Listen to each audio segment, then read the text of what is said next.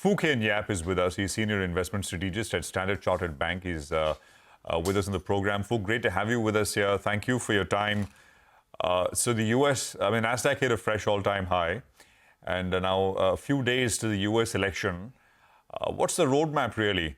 Generally, post-US elections, we see a rally.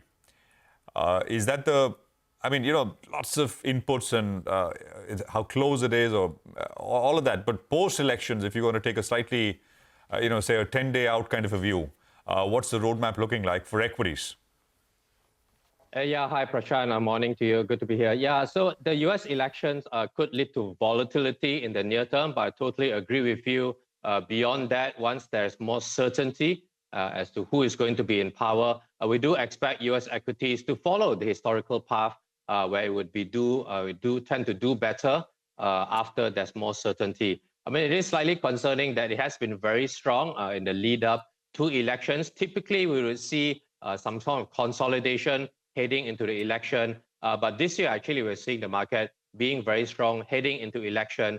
But do expect some volatility as the results come through when the election happens on 5th November. And then beyond that, though, I think what's really going to be the key driver is the expectation that the US can avoid a recession in terms of the Fed rate cuts coming in to support growth. As long as you can avoid recession, growth is continuing to come. I think we're seeing decent numbers so far. So as earnings growth continues with the US economy humming along, that's going to be supportive for US equities. But the opportunity right now we see really is with the US government bonds.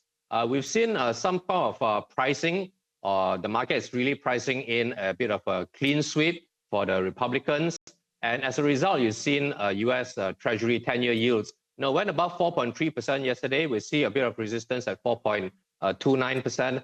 But we do see it as attractive. What we're telling investors is that this is a good opportunity to average in to the government bonds because we do expect the yields to come down. And so it is attractive. And we're saying it's a good time to lock in the high yields at the moment in the US government bonds.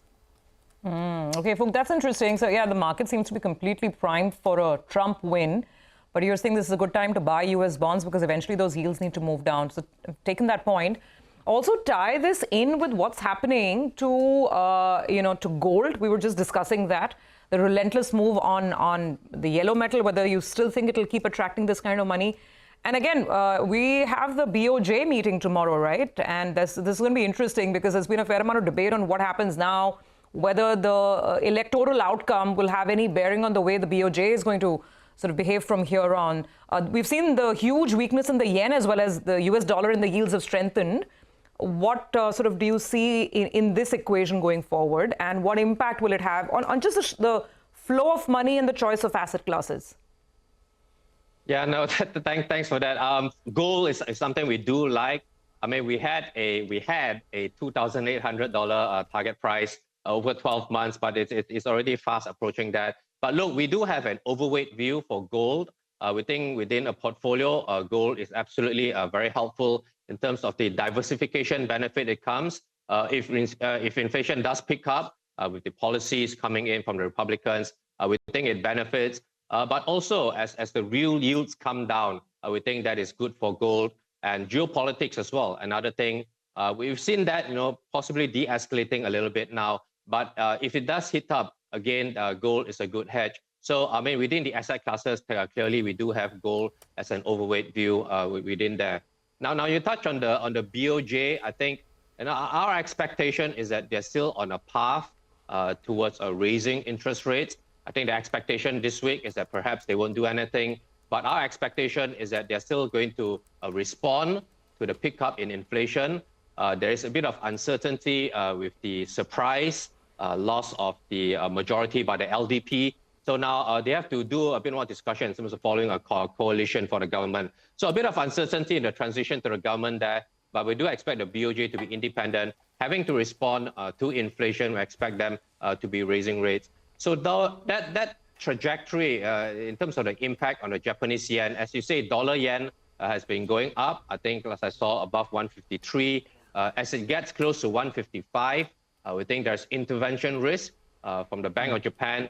So our preference would be to lean against the dollar yen move, i.e. seeing it coming down, i.e. a stronger yen, dollar yen coming down, especially when it approaches 155 with a risk of intervention there.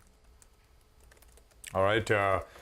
Folk, we'll leave it there. Thank you very much for joining us. Appreciate it here on CNBC TV 18. So that's the word coming in as far as global markets are concerned.